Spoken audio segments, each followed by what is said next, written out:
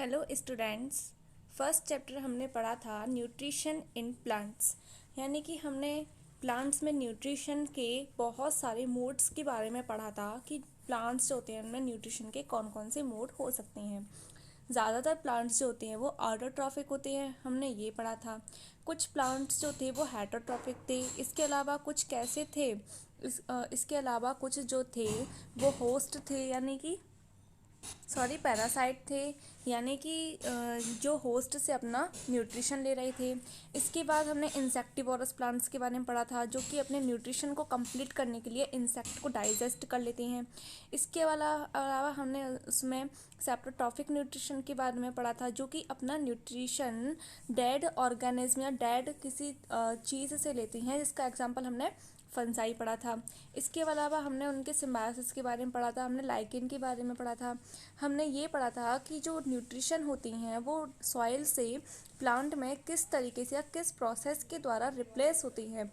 ठीक है, अब हम इस चैप्टर में एनिमल्स में न्यूट्रिशन की प्रोसेस के बारे में पढ़ेंगे, यानी कि हम ये पढ़ेंगे कि एनिमल्स में न्यूट्रिशन कैसे होता है। सो लेट्स स्टार्ट, हम अपना चैप्टर स्टार्ट करते हैं। You have learned in chapter first that plants can prepare their on food by the process of photosynthesis but animals can't.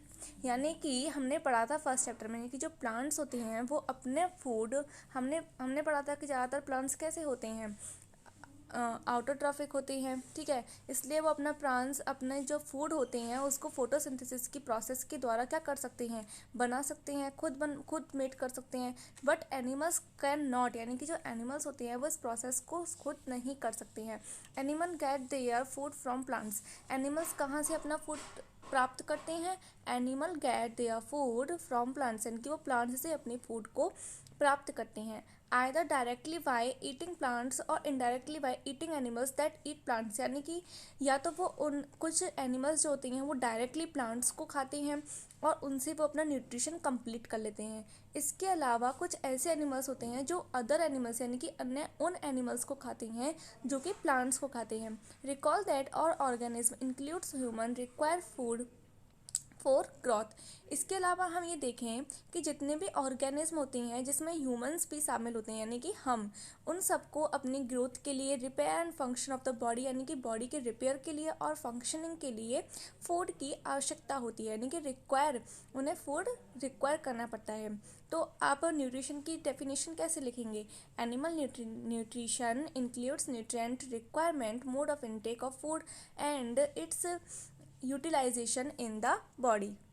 यानी कि एनिमल न्यूट्रिशन में कौन कौन सी मोड्स इंक्लूड्स की गई हैं, उसमें न्यूट्रिएंट रिक्वायरमेंट इंक्लूड्स की गई हैं, यानी कि एनिमल्स को जो न्यूट्रिएंट रिक्वायर्ड होते हैं उनकी बॉडी के लिए, वो mode of intake of food, वो फूड को किस रूप में या किस विधि से उसको, किस मोड से उसको अपनी बॉडी में इनटेक कर रहे हैं, उसके बारे में पढ़ेंगे। And its utilization in the body, और बॉडी में उसकी यूटिलाइजेशन यानी कि उसके उपयोग के बारे में हम पढ़ेंगे।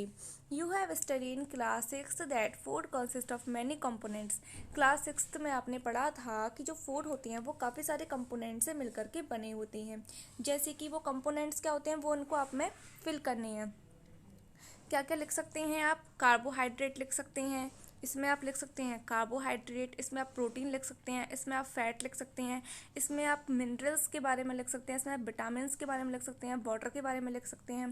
ठीक है, the components of food such as carbohydrate और कॉम्प्लेक्स सब्सटेंस। जो फूड की जो कंपोनेंट्स होती हैं जैसे कि कार्बोहाइड्रेट्स, वो कैसे सब्सटेंस में प्रेजेंट होते हैं? कॉम्प्लेक्स सब्सटेंस होते हैं, यानी कि काफ़ी जटिल होते हैं वो। These complex substance can't be utilize as such. तो हम इनको सीधे ही जो कॉम्प्लेक्स सब्सटेंस होते हैं अपन उनको अपनी बॉडी में इंटेक नहीं कर सकते हैं। So they are broken down into simpler substance, इसलिए इनको हम सिंपलर सब्सटेंस में क्या कर देते हैं? ब्रेक डाउन कर देते हैं, इनको तोड़ देते हैं। The break down of complex components of food into simpler substances called digestion। यानी कि आप डाइजेशन, अगर आपसे डाइजेशन की डेफिनेशंस के बारे में पूछा जाए तो आप क्या लिखेंगे? ब्रोकन जो digestion is a process in which food is broke down of complex components of food into simpler components is called digestion. यानी कि डाइजेशन क्या है? डाइजेशन कॉम्प्लेक्स कंपोनेंट्स का एक सिंपलर सब्सटेंस में ब्रेक डाउन होता है। ठीक है, ब्रेक डाउन क्या कहलाता है? डाइजेशन कहलाता है। Different ways of taking food, या फिर डाइजेशन के परिभाषा को अपने माइंड में अगर आपको समझना है तो कैसे लिखेंगे कि जो कॉम्प्लेक्स सब्सटेंस होता है उनका सिंपलर सब्सटेंस में ब्रेक डाउन होना या टूटना ही क्या कहलाता है? डाइजेशन कहलाता है।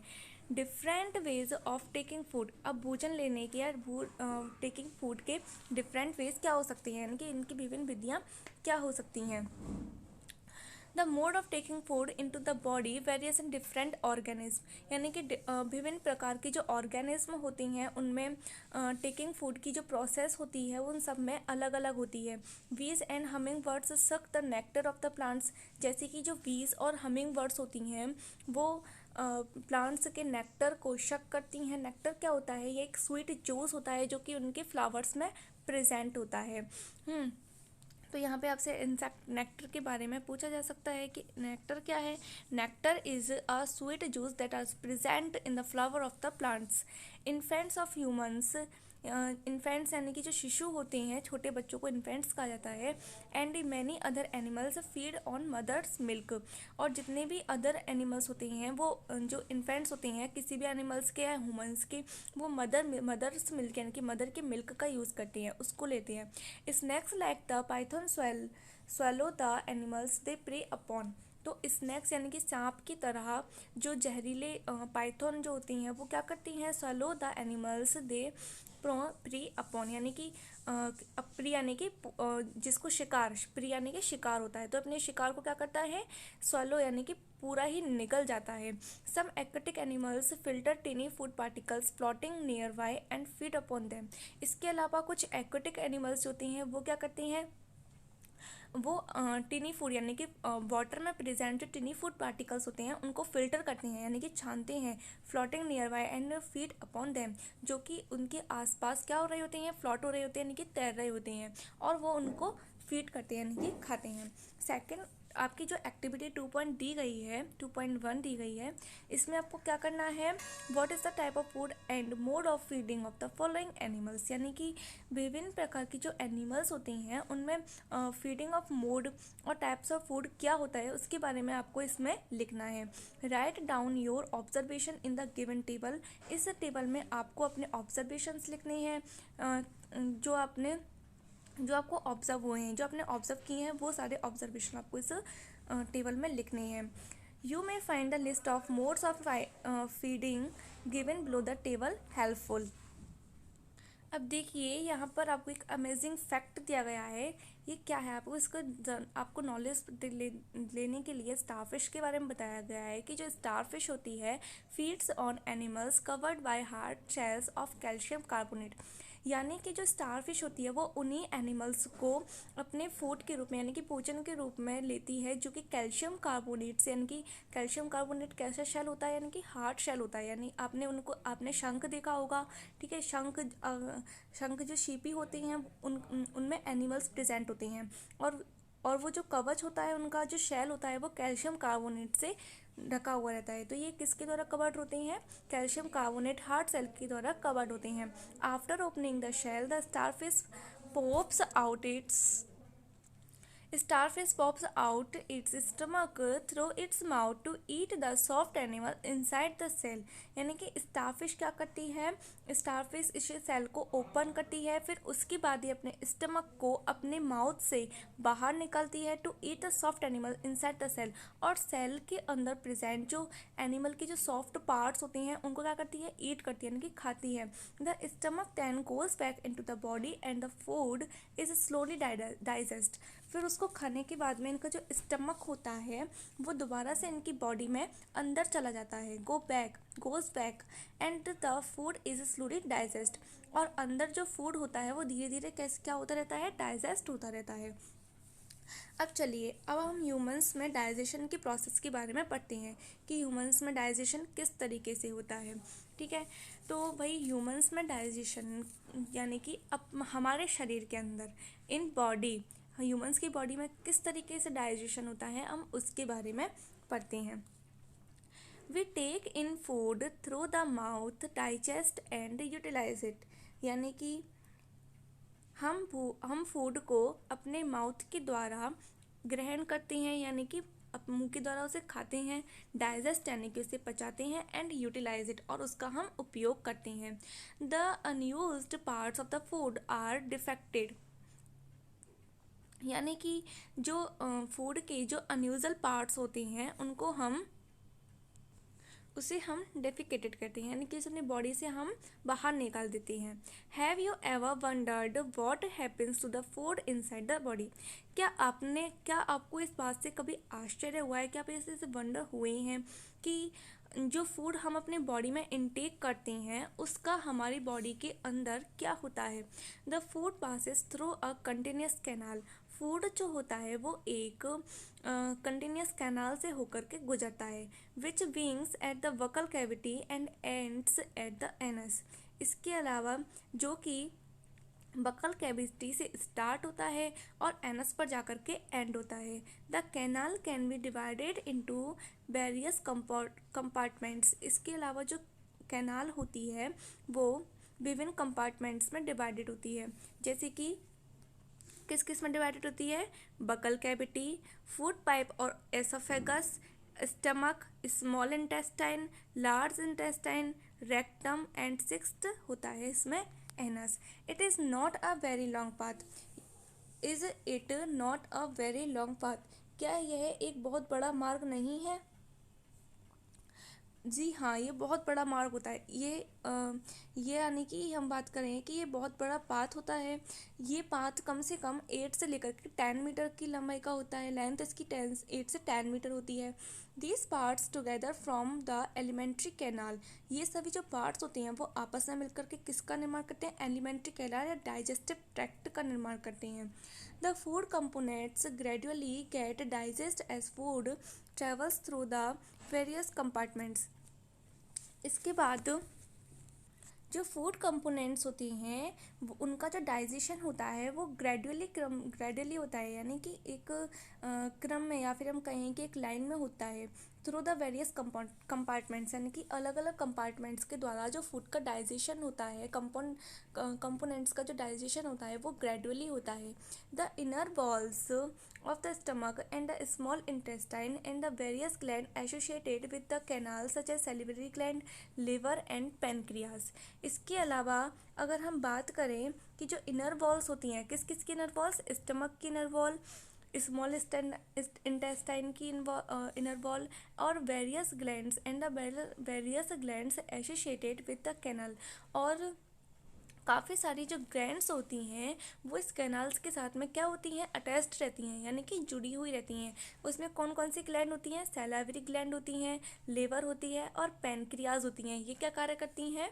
इनका वर्क क्या है कि ये डाइजेस्टिव जूस को सेक्रेट करती हैं, ठीक है। इनका क्या कार्य है? Secretion of digestive juice. The work of pancreas, salivary gland and liver is a secretion of digestive juice.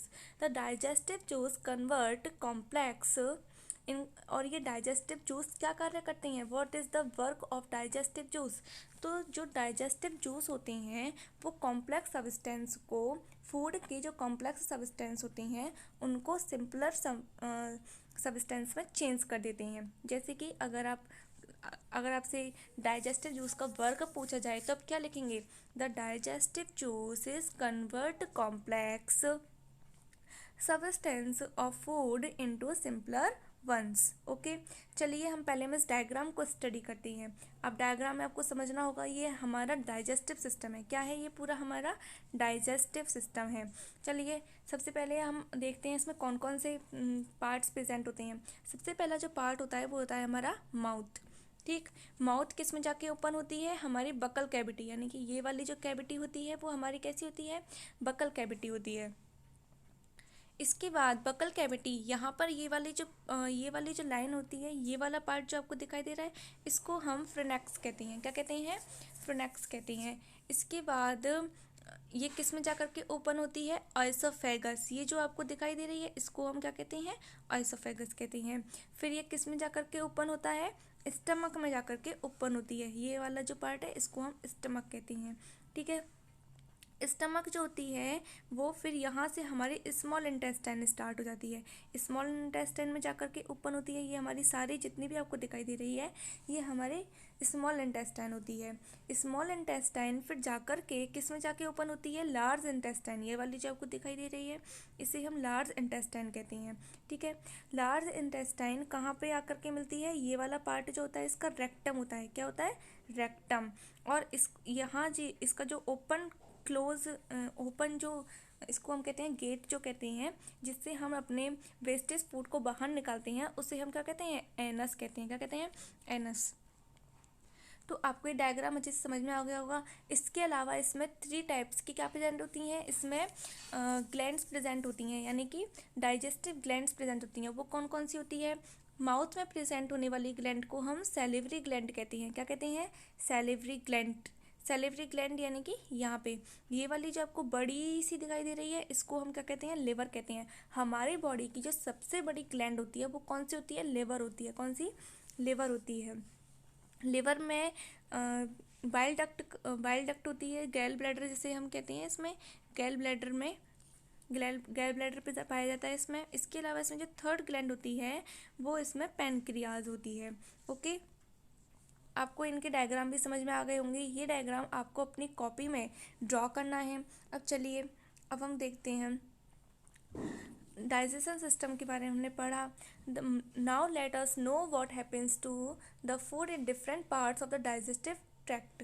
अब हम ये पढ़ेंगे कि जो डाइजेस्टिव ट्रैक होता है या फिर एलिमेंट्री कैनाल जो होती है उसमें हमारे फूड का क्या होता है, यानी कि हमारे जो डिफरेंट पार्ट्स होती हैं, यानी कि माउथ, इसके अलावा बकल कैविटी, उसके बाद हमारा oesophagus, stomach, small intestine, large intestine, ये हमारी फूड का क्या करते हैं, इन सब के बारे में हम नेक्स्ट क्लास में पढ़ेंगे। आज आप यहीं तक पढ़िएगा। Thank you very much.